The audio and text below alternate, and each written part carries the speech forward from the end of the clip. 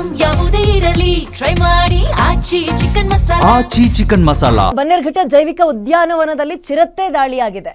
Rescue centre ಸಿಬ್ಬಂದಿ ಮೇಲೆಯೇ attack ಮಾಡಿಬಿಟ್ಟಿದೆ. ಪಾಪ 48 ವರ್ಷದ ಶಾಂತಪ್ಪ ಈಗ ಗಾಯಗೊಂಡಿದ್ದಾರೆ. ಇವರು ಪ್ರಾಣಿ ಪಾಲಕ, ಅಂದ್ರೆ ಅವುಗಳನ್ನು ನೋಡ್ಕೊಳ್ತಾ ಇದ್ದವರು. ಉದ್ಯಾನವನದ ಪುನರ್ವಸತಿ ಕೇಂದ್ರದಲ್ಲಾಗಿರೋ ಘಟನೆ. ಕೇಜ್ ಸ್ವಚ್ಛ ಮಾಡೋಕೆ, ಅಂದ್ರೆ ಅವುಗಳನ್ನ ಕೂಡ್ ಹಾಕ್ತಾರಲ್ಲ ಜಾಗ, ಬೋನ್ ತರ ಇರುತ್ತಲ್ಲ, ಅದು ಕೇಜ್ ಅಂತಾರೆ. ಅದನ್ನ ಕ್ಲೀನ್ ಮಾಡಕ್ ಹೋದಾಗ ಪಕ್ಕದ ಕೇಜ್ಗೆ ಚಿರತೆಯನ್ನ ಮೂವ್ ಮಾಡಿದ್ದಾರೆ, ರವಾನೆ ಮಾಡಿದ್ದಾರೆ.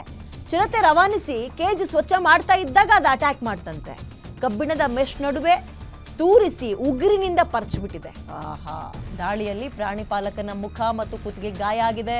ಖಾಸಗಿ ಆಸ್ಪತ್ರೆಯಲ್ಲಿ ಅವರಿಗೆ ಚಿಕಿತ್ಸೆ ಕೊಡಿಸಲಾಗ್ತಾ ಇದೆ. ಬನ್ನೇರುಘಟ್ಟ ಪೊಲೀಸ್ ಠಾಣಾ ವ್ಯಾಪ್ತಿಯಲ್ಲಿ ನಡೆದಿರೋ ಘಟನೆ. ಚಿರತೆ ಅಟ್ಯಾಕ್ ಅಂದ್ರೆ ಅದು ಸಾಕಿರೋ, ಅಂದ್ರೆ 1 kg ಮತ್ತೊಂದು kg ಅದನ್ನ ಶಿಫ್ಟ್ ಮಾಡಿ ಇದನ್ನ ಕ್ಲೀನ್ ಮಾಡ್ತಾ ಇದ್ರು.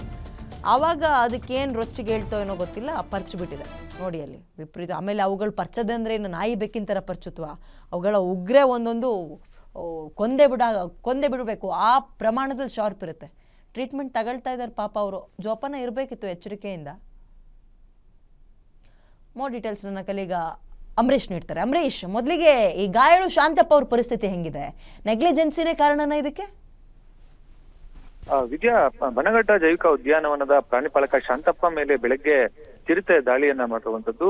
ಪ್ರತಿನಿತ್ಯ ಎಂದಿನಂತೆ ಏನಂತಂದ್ರೆ ಬನಘಟ್ಟ ಜೈವಿಕ ಉದ್ಯಾನವನಕ್ಕೆ ಬಂದು ಆ ಚಿರತೆಯ ಏನು ಕೇಜ್ ಗಳನ್ನ ಸ್ವಚ್ಛತೆ ಮಾಡ್ತಾರೆ. ಮೊದಲಿಗೆ ಆ ಚಿರತೆಯನ್ನ 1 kg ನಿಂದ ಬೇರೆ ಕೇಜ್ಗೆ ಬಿಟ್ಟು ಸ್ವಚ್ಛತೆ ಮಾಡುವಂತ ಸಂದರ್ಭದಲ್ಲಿ ಆ ಕೇಜ್ ನ ಮೆಶ್ ಇಂದ ಏನು ತೂರಿಸಿ ಏನಂದ್ರೆ ಶಾಂತಪ್ಪ ಮೇಲೆ ಏನು ಮತ್ತೆ ಕೆನ್ನೆ ಮತ್ತೆ ಏನು ಕತ್ತಿನ ಭಾಗಕ್ಕೆ ಏನು ಗಾಯವನ್ನ ಮಾಡುವಂತದ್ದು. ಕೂಡಲೇ ಗಾಯಾಳು ಶಾಂತಪ್ಪರನ್ನ ಈಗಾಗಲೇ ಜಿಗಣಿಯ ವಿಜಯಶ್ರೀ ಆಸ್ಪತ್ರೆಗೆ ಏನು ರವಾನೆ ಮಾಡಿ ಈಗಾಗಲೇ ಚಿಕಿತ್ಸೆಯನ್ನ ಏನು ನೀಡಲಾಗ್ತಾ ಇರುವಂತದ್ದು.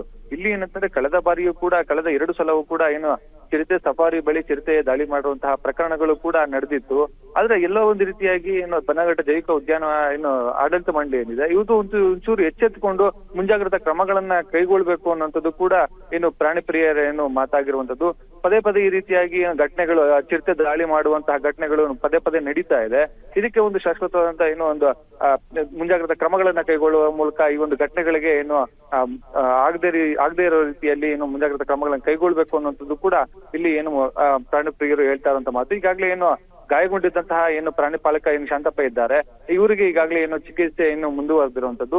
ಈಗಾಗಲೇ ಎಲ್ಲ ಏನು ಆಡಳಿತಾಧಿಕಾರಿಗಳು ಮತ್ತೆ ಎಲ್ಲಾ ಸಿಬ್ಬಂದಿಗಳು ಕೂಡ ಇಲ್ಲಿಗೆ ಏನು ಆಸ್ಪತ್ರೆ ಬಂದ ಬಳಿ ಅವರವರ ಆರೋಗ್ಯವನ್ನು ಕೂಡ ವಿಚಾರಿಸೋದ್ರಲ್ಲಿ ಮುಂದಾಗಿರುವಂತದ್ದು. ವಿದ್ಯಾ, ಓಕೆ, ಥ್ಯಾಂಕ್ ಯು ಡೀಟೇಲ್ಸ್ಗೆ.